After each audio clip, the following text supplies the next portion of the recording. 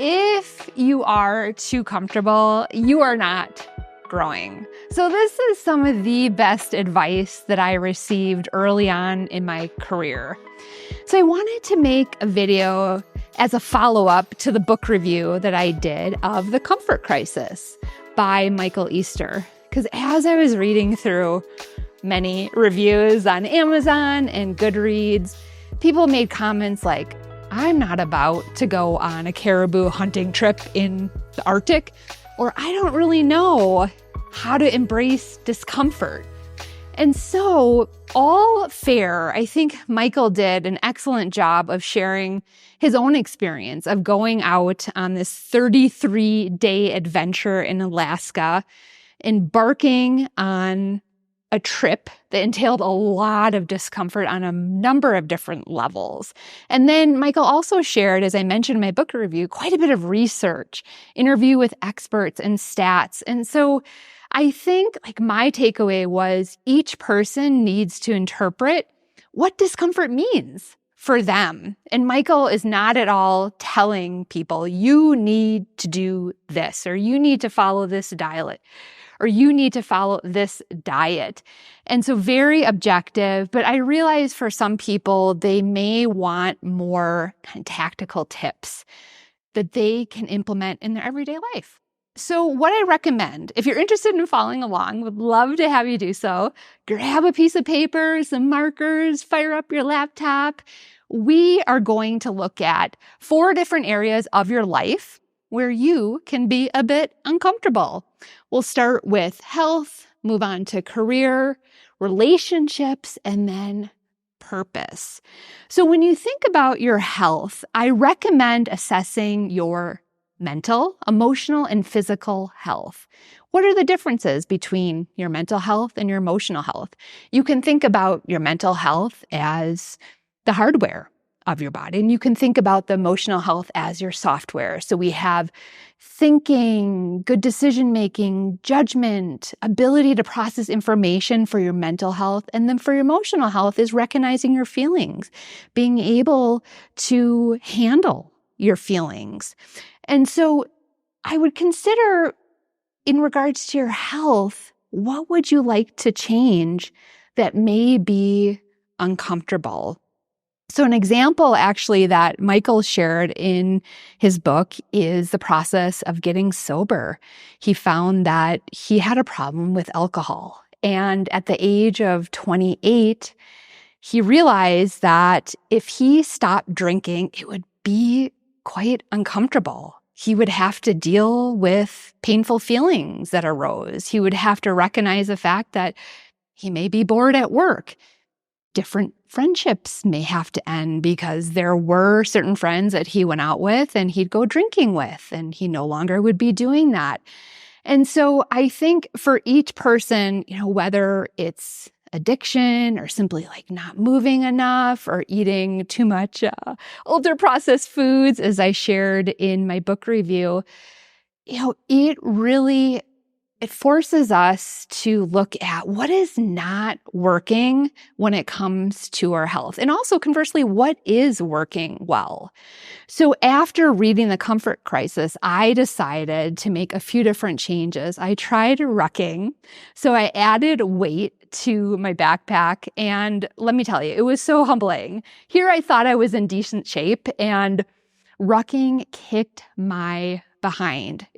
For those of you who are not familiar with rucking, very popular form of exercise in the military where there's a considerable amount of weight that's added to a backpack while you're walking long hours, often in inclement weather.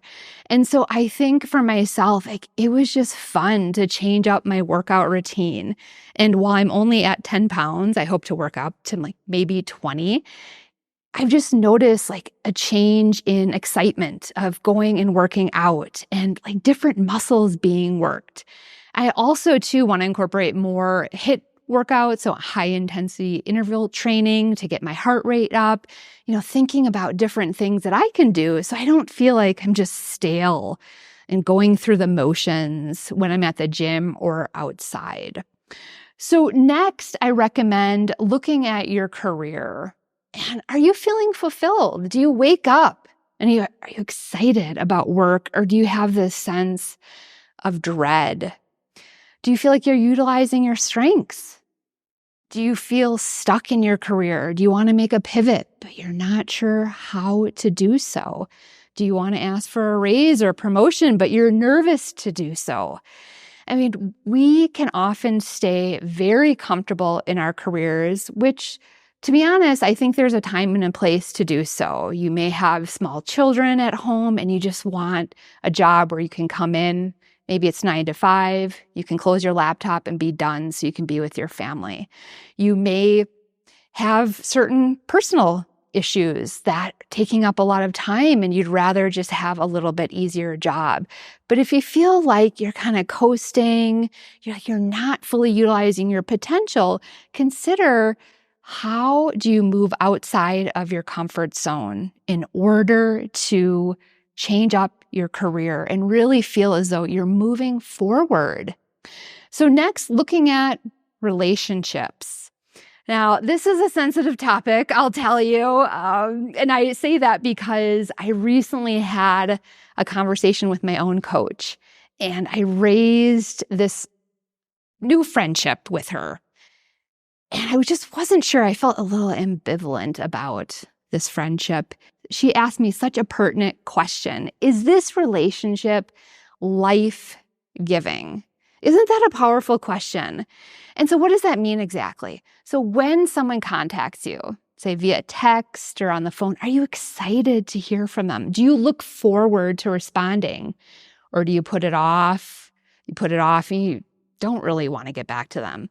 When you get together with someone, do you feel yourself engaged? You're curious, you're in the conversation, you're enjoying the topics that are discussed. Do you feel like there's a give and take? Or do you just find yourself like slowly deteriorating where you're just tired and you want to leave and you're hoping that, this coffee chat will end very soon?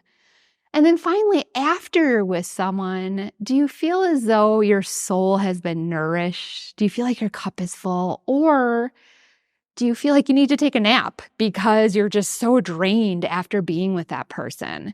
And so what I realized with this new friendship is that it actually wasn't a good fit for me because I didn't necessarily look forward to hearing from the person. I didn't enjoy our conversations because this person talked the majority of time and rarely asked me anything about myself. And when I did share, they didn't seem that interested. And then I found that I was just exhausted after being with this particular individual. But it can be so uncomfortable to have to take an honest look at our relationships and figure out what is working and what isn't. And that can entail having some hard conversations with people to see if the dynamics of the relationship can potentially shift. And if not, you have to make a decision. Do I really want this person in my life? So next, looking at purpose. So this is interesting in considering, what is the reason for my existence? I know this is quite a deep and profound existential question, but I think, it's really important for every person to have some sort of purpose in their lives. I have worked with individuals who either have retired, they're nearing retirement, and they realize, I don't know my purpose. And there's a lot of fear, right, about waking up and having nothing to do, where maybe work was their purpose previously. And so I'm going to share an article from the MIT Career Services and Professional Development Department, which highlights a number of different prompts to help you consider what is your purpose. So it includes things like defining a vision statement for your life, creating a love list. What are all the things that you're passionate about? What brings you joy?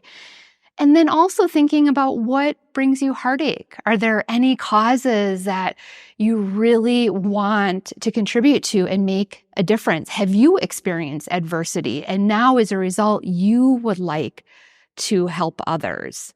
So that is an overview of different ways where you can get uncomfortable. And I would love to hear from you. So if you have read The crisis, please share your thoughts. I welcome any and all thoughts. And then as a result of either reading the book or listening to me, what are you going to change? How are you going to move out of your comfort zone? I think, honestly, living this life where we're engaged and we feel alive and we really look forward to getting up in the morning is a matter of constantly challenging ourselves and growing as human beings. So I want to thank everyone for tuning in.